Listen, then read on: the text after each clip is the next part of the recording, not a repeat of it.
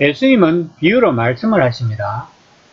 제자들은 이런 예수님의 말씀을 이해하지 못하고 있습니다. 그 이유는 예수님이 왜 예루살렘에 가서 십자가에 죽으셔야 하는지를 그들이 이해하지 못하고 있는 것과 밀접한 연관이 있습니다. 이처럼 예수님이 비유로 말씀하신 이유 자체가 예수님의 전체 사역의 핵심 중 하나입니다. 그렇다면 비유는 단지 사람들이 심오한 추상적 진리를 이해하도록 도와주는 친절한 대화가 아닙니다. 사실 비유가 말하는 진리는 전혀 추상적이지 않습니다. 그 진리는 하나님이 예수라는 인간의 몸과 인격을 통해서 지금 구체적으로 하시는 일이며 예수님의 부활을 통해서 앞으로 하실 일입니다. 오늘 본문을 통해서 예수님은 무엇을 말씀하시고자 하는지를 알아보도록 합시다. 13장 10절입니다. 제자들이 예수께 나와 이르되 어찌하여 그들에게 비유로 말씀하시나이까? 아마도 제자들은 하늘나라의 씨앗을 심는다는 것은 그저 지금 하늘나라가 오고 있다고 선언하고 그 일을 진행하려면 마주칠 수밖에 없는 전투를 치르는 일이라고 생각했을 것입니다.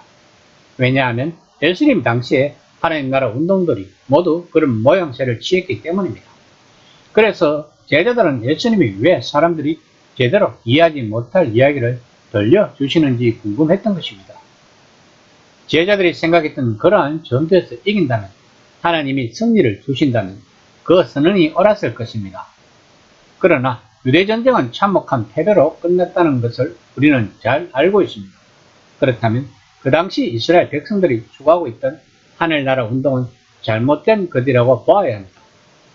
이처럼 우리들이 하나님의 뜻을 잘못 해석을 하면 개인의 멸망뿐만 아니라 나라가 멸망하는 것이기도 한 것입니다. 예수님의 답변은 비유만큼이나 혼란스럽고 불편했습니다. 예수님은 다시 예언자를 언급하십니다. 그것은 이사야서의 한 본문으로 선지자가 전하는 말에 사람들이 보일 반응을 알고서 그것에 대해서 이야기하는 내용입니다. 13장 14에서 15절입니다.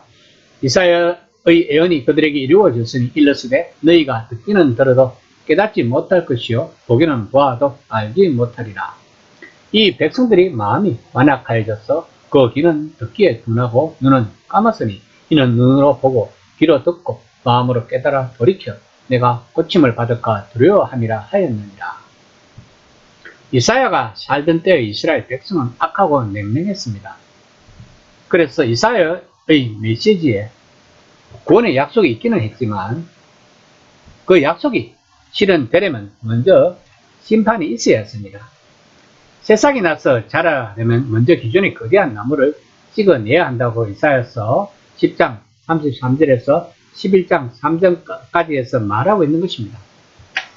하나님이 나무를 찍으시고 계속 다듬어서 그루터기만 남게 하신다는 것입니다. 그러나 그 그루터기에 새 생명이 숨어 있음을 나중에 보여주실 것이라고 이사야서 6장 9절에서 13절까지 말씀하고 있는 것입니다. 그러면 그 생명은 무엇일까요? 바로 거룩한 씨앗이라고 이사야서 6장 13절에서 말하고 있습니다. 여러 해가 지난 후 어느 날 새로운 씨앗이 새로운 싹이 자라서 심판 이후 자비의 시대를 열 것이라고 약속하는 본문을 예수님이 인용하신 것입니다.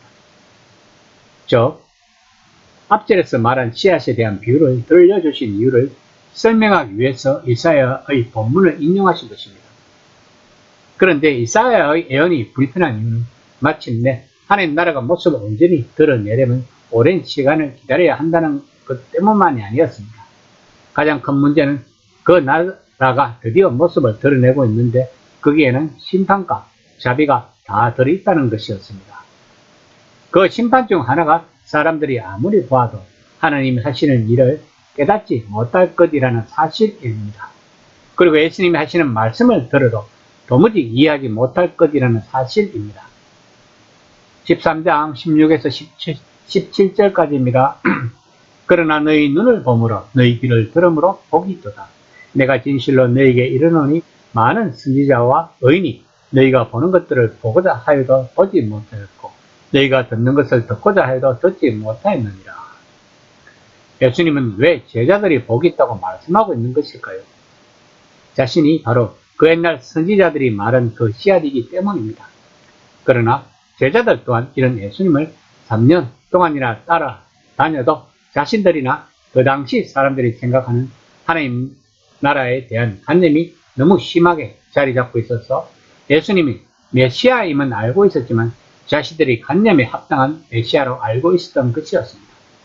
그러나 제자들은 분명 예전에 하나님의 백성이 보고 듣기를 갈망하는 것을 보고 듣고 있었던 것입니다.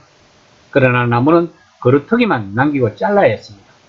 그 그루터기에서 자비가 자라기에 앞서 신실하지 못한 백성은 심판을 받아야 했습니다. 그런데 이 경고에는 약속이 숨겨져 있습니다.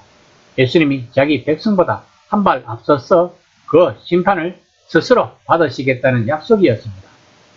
이 모든 것은 미래에 일어날 일이었습니다. 그래서 예수님이 왜 이런 식으로 가르쳐야 하는지를 제자들은 이해를 하지 못했던 것이고, 예수님이 왜 예루살렘에 가서 십자가에서 죽으셔야 하는지를 그들이 이해하지 못했던 것입니다. 하나님은 정말로 이스라엘이라는 씨를 다시 뿌리고 계시며 예수님을 통해서 자기 백성을 다시 한번 심고 계시고 있는 것입니다. 하지만 사람들이 기대한 것과 모양새가 다르다는 것이 문제입니다.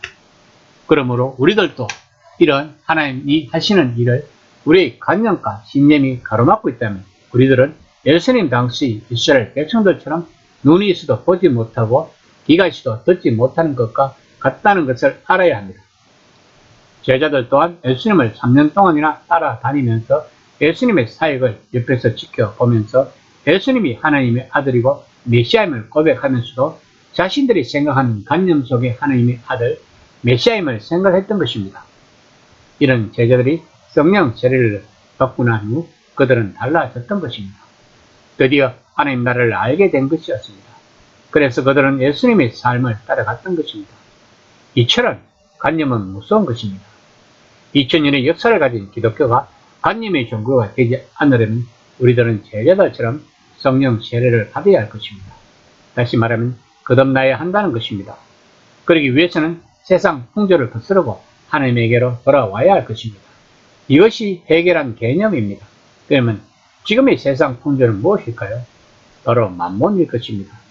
지금 교회는 그리고 그리스도인들은 이런 만몬신을 섬기기 위해서 하나님을 이용하고 있다는 것을 알지도 못하고 있는 현실입니다. 다시 말하면 본문처럼 눈이 있어도 보지 못하고 귀가 있어도 하나님의 말씀, 즉 성경이 무엇을 말하고 있는지 관심이 없다는 것입니다. 이 시간 나는 진정으로 회개하고 거듭난 것인지 한번 심각하게 생각해보는 시간이 되었으면 합니다.